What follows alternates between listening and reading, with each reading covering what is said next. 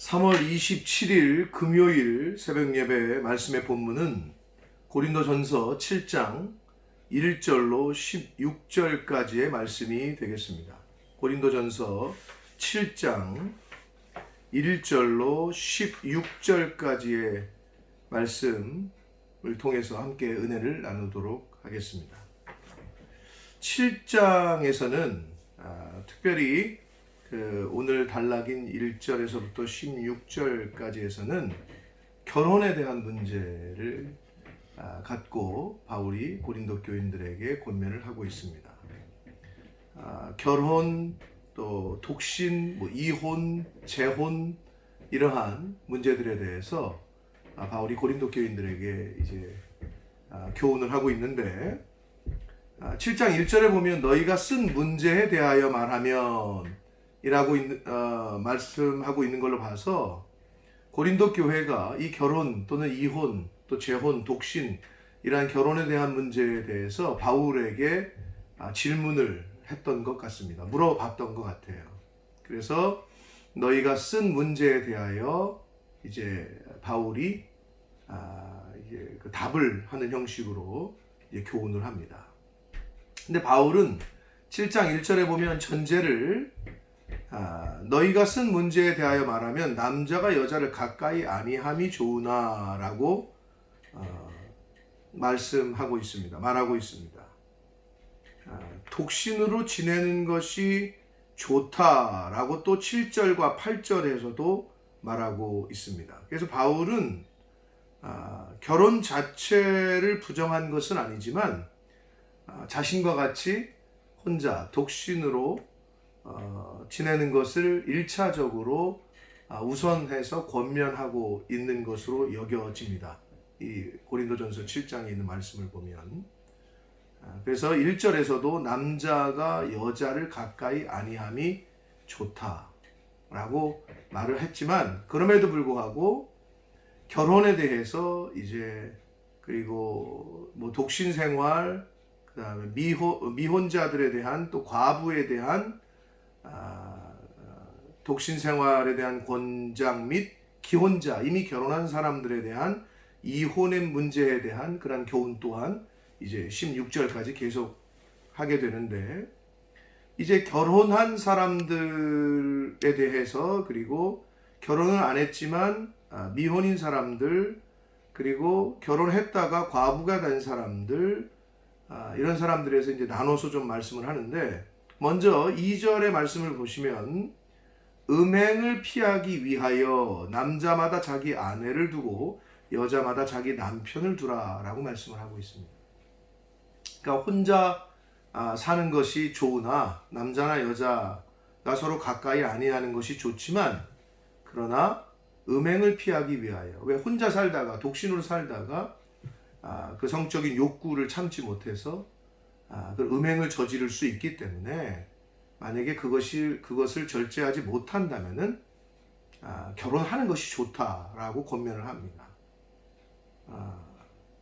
그리고 3절과 4절에서 5절까지에서는 결혼한 사람들 이미 결혼한 사람들에 대한 기혼자들에 대한 권면을 하는데 먼저 3절에 보시면 남편은 그 아내에 대한 의무를 다하고 아내도 그 남편에게 그렇게 하라라고 말씀하고 있습니다. 그러면서 4절 이어서 아내는 자기 몸을 주장하지 못하고 오직 그 남편이 하며 남편도 그와 같이 자기 몸을 주장하지 못하고 오직 그 아내가 한다. 자, 이것은 그 남편은 그 아내에 대한 의무 그리고 아내도 그 남편에 대한 의무를 서로 그렇게 하라고 했는데 여기서 문자적으로 의무는 부부관계를 말합니다. 성적인 결합. 그래서 이거를 나는 오늘 컨디션이 안 좋은데 나는 싫어. 그러니까 나는 합방을 하기 싫다. 관계를 갖기 싫다. 이렇게 주장하지 말라는 거예요. 이미 남편이 됐고 아내가 됐으면 그것에 대한 그 부부로서의 그 책임, 의무가 있다는 거죠. 그것을 다 하라라고 얘기하면서 결혼을 했으면 아내의 몸은 남편이 주장하고 남편의 몸은 아내가 주장한다는 거예요. 이 말이 좀 그렇게 들릴 수 있습니다만은 연애를 해보시고 또 우리 청년들 보시는 분들 중에 청년들도 있으실 텐데 남자친구가 되고 여자친구가 돼. 평상시에는 그냥 프렌드야. 저스트 프렌드. 근데 이제 보이프렌드, 걸프렌드가 돼. 그럼 어떤 일이 벌어집니까? 그 두 사람의 관계 가운데에는 그전에는 괜찮았지만 이게 사귄다 할 때에 사귀는 관계가 시작돼. 우리 오늘부터 1일이야. 그렇게 됐는데 1일을 해놓고 뭐 다른 남자랑 커피 마시고 다른 남자, 다른 여자랑 커피 마시고 영화 보러 가고 밥 먹으러 다니고 그럴 수 있어요, 없어요? 그러면 안 된다는 거예요. 사귄다고 약속하는 1일이 시작되는 순간 어떻게 되느냐? 여자의 행동을 남자가 제어하게 돼. 나 너 그거 싫으니까 너 하지 마. 이렇게 주장할 수 있게 돼. 그리고 여자도 남자친구에게 나는 오빠 이렇게 하는 거 싫어해. 나는 다른 여자랑 커피 마시거나 영화 보거나 밥 먹으러 가는 거 나 싫으니까 하지 마. 이렇게 이야기를 할 수 있는 관계가 된단 말이에요. 그 사귄다는 것 자체가. 그러니까 서로가 서로에게 어떤 구속력을 갖게 됩니다. 예, 뭐 결혼한 것도 아닌데도 불구하고 아마 연애를 하고 계시거나 경험이 있으신 분 잘 이해하실 겁니다. 하물며 결혼이라는 법적인 테두리 안에서 이거 제도 가운데 남편이 되고 아내가 되면 아내의 몸을 남편이 남편의 몸을 아내가 주장한다라고 그렇게 말씀하고 있단 말이에요. 그러니까 그 의무를 다하라는 거지. 아내 된 의무, 남편 된 의무를 다 하라라고 이야기를 하고 있습니다. 그러면서 결혼을 했다면, 이미 결혼한 사람이라면 서로 분방하지 말라. 단 기도하기 위해서는 내가 기도할 테니 나 잠깐 방을 따로, 오늘 내가 기도할 테니까 방을 따로 씁시다. 이렇게 합의하여 얼마 동안은 기도할 때에만 서로 분방을 하는 것은 괜찮지만 빨리 다시 합하라. 왜냐하면 절제하지 못함으로 말미암아 사탄이 너희를 시험하지 못하게 하려 함이라. 여러분, 인간에게는 기본적인 욕구가 있단 말이에요. 특히 3대 욕구가 뭡니까? 식욕과 성욕과 물욕, 돈에 대한 욕심. 이 세 가지 욕구는 누구나게 다 있단 말이에요. 그러니까 그 욕구가 있는 것이 이상한 건 아닌데, 이것이 올라왔을 때 이것 때문에 음행을 하거나 간음을 하거나 이러면은 사단의 노예가 되고 죄의 종로로 타기가 쉬우니까 이 결혼한 사람들에 대해서 분방하는 거, 기도할 때만 빼고는 하지 말라. 그것도 얼마 동안 한 후에 다시 합하라 라고 바울은 교훈하고 있습니다. 그러면서 바울은 그럼에도 불구하고 나는 모든 사람이 나와 같이 되기를 원한다. 나와 같기를 원한다. 라고 말합니다. 근데 여러분 아시는 분들도 있겠습니다만은 바울이 미혼이었냐 기혼이었냐, 바울이 결혼했었냐 안 했었냐, 이것에 대한 얘기가 많이 있고 또 궁금해하시는 분들도 있습니다만은 결론적으로 제가 말씀을 드리면 잘 모릅니다. 확실하게 성경에서 이야기해 주고 있지 않아요. 그러나 몇 가지 이제 힌트들을 제공하고 있기는 한데, 결혼했다가 호라비로 결혼했다가 혼자 돼서 쭉 사역을 한 것이냐, 아니면 처음부터 그냥 총각으로 쭉 사역을 한 것이냐, 뭐 이렇게 두 가지의 경우의 이야기들이 조금 나오고 있지만, 중요한 건 이 편지를, 이 고린도전서를 쓸 때는 아무튼 무조건 혼자였습니다. 결혼을 안 한 쪽으로 보기도 하는데, 또 어떤 사람은 결혼을 했다가 혼자 됐다라고도 보기도 하는데, 아무튼 나와 같이 그냥 지내는 것이 좋다. 나와 같기를 원한다. 이거는 아무튼 혼자 있을 때였습니다. 처음부터 독신이었는지 중간에 혼자가 됐는지는 모르나 아무튼 혼자 있는 것이 좋다라고 이야기를 하지만, 그럼에도 불구하고 결혼이라는 제도를 부정하거나 하지 말라 라고는 이야기하고 있지는 않아요.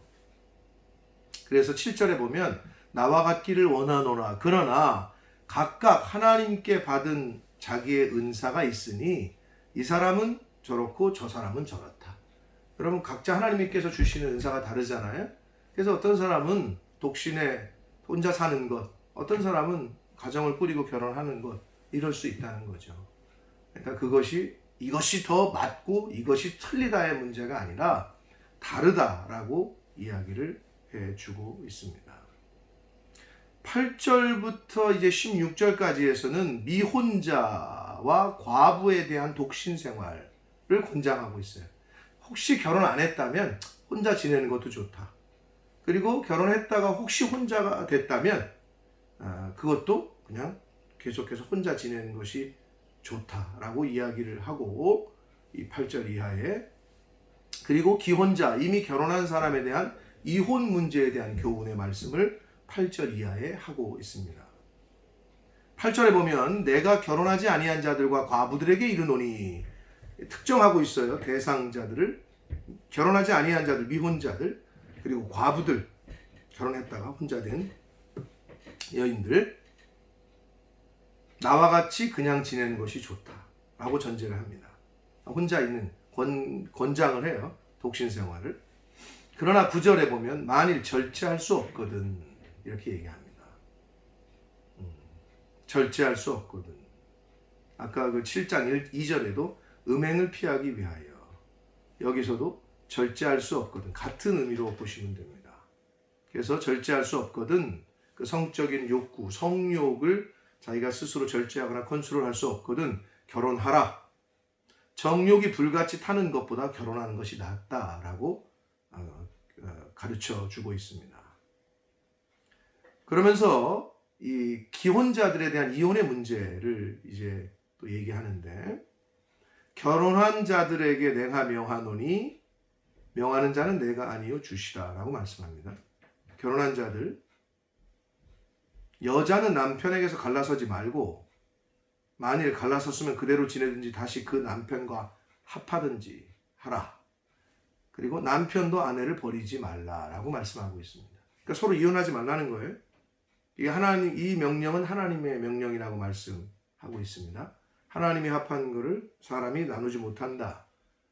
이건 대원칙 가운데에서, 그러나 혹시 갈라섰다라도 만약에 이혼을 하게 되면 그냥 있는 게 좋지만, 그러나 다시 그 남편과 합하는 것도 좋다. 다시 결합하는 것도 좋다라고 이야기를 해주고 있습니다. 첫째는 이혼하지 말라는 거고요. 이혼을 만약에 했으면 그냥 지내든지 아니면 다시 합하든지 라고 권면을 해주고 있습니다. 그러면서 그 나머지 사람들에게도 말한다 라고 말씀하면서, 만일 어떤 형제에게 믿지 아니하는 아내가 있어 남편과 함께 살기를 좋아하거든 그를 버리지 말고, 어떤 여자에게 믿지 아니하는 남편이 있어 아내와 함께 살기를 좋아하거든 그 남편을 버리지 말라. 이건 무슨 얘기냐면, 믿는 사람인데 믿지 아니하는 아내를 만났어. 믿는 여자인데 믿지 아니하는 남편을 만났어. 그러니까 배우자가 불신자야. 물론 믿는 사람끼리 결혼하는 것이 1순위지만 또 어떻게 믿지 아니하는 배우자를 만나서 결혼을 했는데, 믿지 아니하는 그 배우자가, 남편이건 아내건 그 상대가 믿지 아니하는 불신, 하나님을 모르고 예수 그리스도를 믿지 아니하는 믿지 않는 배우자가 자기 믿는 사람과 사는 것을 싫어하지 않아. 그러면 갈라서지 말라는 거예요. 이혼하지 말라는 거예요. 왜 그러냐? 그건 간단합니다. 믿는 사람이 믿지 아니하는 배우자에게 하나님을 가르쳐주고 예수 그리스도의 은혜를, 십자가의 은혜를 가르쳐줘서 그 믿지 아니하는 배우자에게 구원을 얻을 수 있는 기회를, 복음을 들려줄 수 있는, 복음을 들려줘서 그 사람이 하나님을 알고 또 예수 그리스도를 믿고 주의 자녀, 하나님의 자녀가 될 수 있는 가능성이 있기 때문에 버리지 말라는 거예요. 상대방이 불신 배우자가 이혼하기를 원하지 않으면 같이 살라는 거예요. 14절을 보시면 믿지 아니하는 남편이 믿는 아내로 말미암아 거룩하게 되고, 그 말이 그 말입니다. 그리고 믿지 아니하는 아내가 믿는 남편으로 말미암아 거룩하게 되고, 즉 복음을 듣고 예수 그리스도의 십자가의 보혈로 거룩해지고 나중에 의롭다함을, 이게 구원을 받을 수 있는 가능성이 있기 때문에 그렇게 되나니 갈라서지 말라는 거예요. 근데 만약에 갈라서게 되면, 상대방이 불신 배우자가 갈라서지 말라고 하자고 말도 안 하는데 만약에 이혼한다면 너희 자녀도 깨끗하지 못하다 라고 말합니다. 그렇죠. 그러니까 똑같은 얘기입니다. 불신의 배우자가, 믿지 않는 배우자가 이혼하지 말자고 갈라서는 걸 원치 않는데 만약에 갈라서게 되면 그 배우자도 그렇고 내 자녀들도 그렇고 구원 얻을 수 있는 가능성이 희박해진다는 거예요. 그래서 14절에 그 말씀을 하는 겁니다.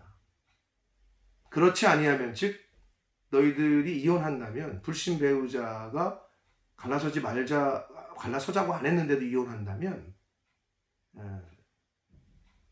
너희 자녀도 깨끗하지 못하고 그 배우자도 깨끗해질 수 있는 가능성이 없어진다는 거죠. 그러나 이제 거룩하다, 즉 이혼하지 않고 불신 배우자를 잘 이렇게 케어하면서 신앙적으로 이끌어주면서 잘 살면, 화합하면서 살면 구원, 즉 믿음을 갖게 하고 구원받을 수 있는 가능성이 크다는 거예요. 그 말씀을 14절에서 말씀하고 있습니다. 그러면서 혹 믿지 아니하는 자가 갈리거든 갈리게 하라. 즉 불신 배우자가 헤어지자 그래. 그러면 일단 갈리게 하라는 거예요. 형제나 자매나 이런 일에 구애될 것이 없느니라. 그러나 하나님은 화평 중에서 너희를 부르셨다라고 말씀합니다. 이건 무슨 얘기냐? 불신 배우자가 갈라서자고 얘기를 하면 오케이, 나 좋아, 무조건 갈라서라는 게 아니라 그럼에도 불구하고 할 수만 있으면 이혼하지 말라는 거예요. 하나님께서 우리를 화평 중에서 부르신 것처럼 십자가의 그 은혜, 화목제물, 예수 그리스도께서 우리를 위해서 십자가에서 죽으시면서까지도 하나님과 우리를 화평하게 만드신 것처럼 너희도 할 수만 있으면 예수 그리스도의 십자가의 구속의 은혜와 그 고통을, 그 의미를 생각해서 너희들도 할 수만 있으면 화목하게 이혼하지 말고 살라라는 교훈을 주시고 있습니다. 그러면서 16절에 아내된 자여, 이건 믿는 아내겠죠. 왜냐하면 내가 남편을 구원하려는지 어찌 알 수 있으며, 그러니까 믿는 아내여, 네가 믿지 아니하는 남편을 어찌 구원하는지 알 수 있으며, 믿는 남편이여, 네가 믿지 아니하는 내 아내를 구원하는지 어찌 알 수 있겠느냐. 그러니 할 수만 있으면 화목하고 화평하게 살면서 성도로서 불신 배우자를 감화시키고 신앙의 모습, 신앙인의 모습이 다르다는 것을, 빛과 소금의 모습을 보여주고 예수 그리스도의 그 은혜와 사랑을 삶 가운데에서 나타내주면 그 영혼이 하나님께로 돌아올 수 있지 않겠느냐, 이런 권면의 말씀을 하고 있습니다. 여러분, 결혼은 하나님께서 세우신 제도인데 그럼 결혼을 왜 하게 하시느냐? 그냥 단순히 여기 나오는 것처럼 혹시 이렇게 오해하시면 안 됩니다. 음행을 피하기 위해서, 성욕을 해결하기 위해서 하는 게 결혼인가? 그건 아닙니다. 아주 지극히 일부분이고, 결혼이라는 제도를 하나님께서 남자와 여자가 만나서 한 가정을 결혼해서 한 몸을 이루게 하신 첫 번째 이유는 하나님의 사명을 혼자서 감당하기에는 연약하고 또 힘이 없기 때문에, 사람은 홀로 서기가 안 되기 때문에 독초하는 것이 하나님 보시기에 좋지 않아 보였기 때문에 서로 협력해서 하나님께서 맡기신 사명을 잘 이루어가는 것, 그것이 가정을 이루는 첫 번째 이유입니다. 그리스도인들에게 있어서. 근데 우리가 결혼할 때 젊은이들이 그냥 내가 너가 좋고 너는 나가 좋고 그냥 같이 있는 게 좋고 헤어지는 게 싫으니까, 그건 뭐 누구나가 인간적인 감정인데, 믿는 크리스찬들은 하나님께서 나에게 왜 이 자매를, 나에게 왜 저 형제를, 그리고 왜 이런 감정을 주셔서 가정을 이루게 하시느냐. 하나님께서 주신 사명을 혼자 말고 둘이서 합심해서 이루어 가라는 뜻으로 알아야 하는 것이 크리스찬의 믿는 사람들의 결혼관입니다. 자, 두 번째는 하나님은 사랑이세요.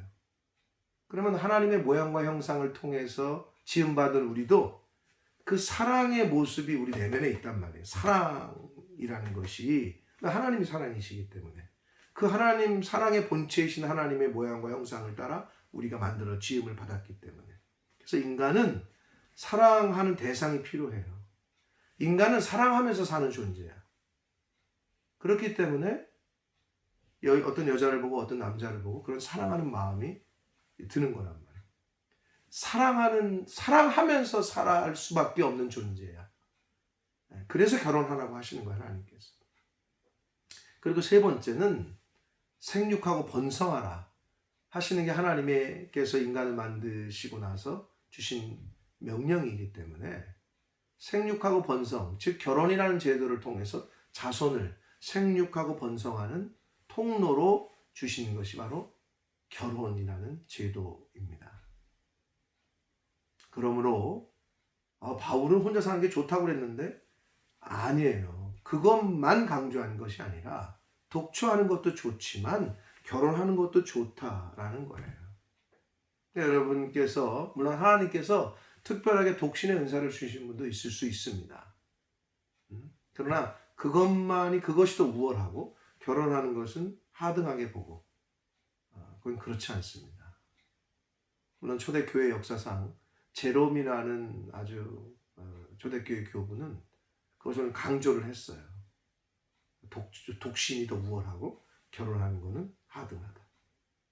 그래서 어찌 보면 조심스러운 이야기이긴 합니다만은, 로마 카톨릭에서는 이 사제들, 즉 신부님들이 결혼을 안 하죠. 지금까지도.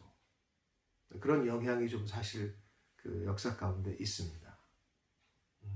그러나 하나님께서 그 성경 전체 가운데 우리에게 주시는 교훈은 남자와 여자가 만나서 가정을 이루고, 결혼해서 가정을 이루어서 자녀들을 낳고 생육하고 번성하고, 그 가정 혼자서는 할 수 없는 것을 둘이 힘을 합쳐서 하나가 돼서 하나님의 나라를 위해서 힘쓰고 애쓰고 주신 사명을 이루어가고, 또 믿음의 계대를, 신앙의 계대를 후손들에게 잘 물려주고, 이러한 결혼이라는 그 제도를 하나님이 허락하셨는데, 그렇기 때문에 이 결혼이라는 제도를, 아직 결혼하신 분들은 오늘 주신 말씀 가운데 결혼한 자들, 또는 혹시 결혼하셨는데 불신자랑 배우자랑 하신 분들은 그 오늘 주신 말씀을 또 가슴에 잘 새기시고, 또 미혼이신 분들은 미혼인 자들에게 주시는 교훈,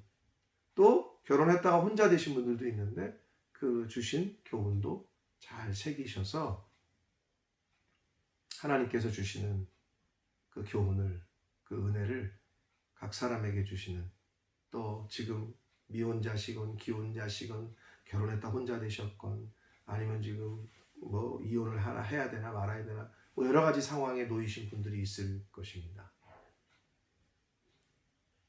하나님께서 여러분에게 특별한, 각 사람에게 맞는 은혜를 주시고 교훈을 주셔서 그 하나님의 섭리와 그 교훈을 따라 각자의 처해진 상황 가운데 꼭 필요한 말씀으로 오늘 하루, 여러분 하루를 시작하실 때 꼭 필요한 말씀으로 임하셔서 주신, 지금 처해 계신 그 환경 가운데에서 하나님의 뜻을 잘 이루어 가고 하나님 기뻐하시는 일을 잘 이루어 가시는 은혜가 있으시기를 예수 그리스도 이름으로 축복합니다. 기도하겠습니다. 살아계신 하나님 아버지, 오늘 결혼에 대하여, 또 독신에 대하여, 이혼에 대하여, 또 재혼에 대하여, 이 결혼 가정 생활에 대하여 하나님이 오늘 말씀을 통하여 교훈하셨습니다. 고린도 교회에도 있었던 문제인 이 결혼에 대한 문제, 또 이혼과 또 독신 혼자 사는 것과 이것에 대하여 오늘 말씀을 통하여 교훈해 주셨습니다. 하나님께서 각 사람에게 주신 은사가 각각 있는 줄 믿습니다. 아버지, 혼자 사는 것 또는 결혼하는 것, 하나님께서 어떤 것이 더 좋고 어떤 것이 더 나쁘다가 아니라 하나님께서 각 사람에게 주신 은사대로, 그 주신 사명대로 그것을 잘 감당하며 또 애쓰며 가정을 이루어가며 또 지키며 자신을 지키며 그렇게 살아가는 저희들이 될 수 있도록 하나님 은혜 내려 주옵소서. 혹 이 순간 가정에 여러 가지 어려움으로 인하여 힘들어하고 고민하고 하는 성도가 있습니까? 영혼이 있습니까? 성령 하나님 찾아가 주시고 말씀하여 주셔서 지혜로, 지혜의 말씀으로, 지혜의 영으로 임하여 주셔서 주신 환경 가운데, 상황 가운데 하나님이 기뻐하시는 선택을 하며 살아가는 은혜가 있을 수 있도록 하나님 함께해 주옵소서. 예수 그리스도 이름으로 축복하며 기도 올리옵나이다. 아멘.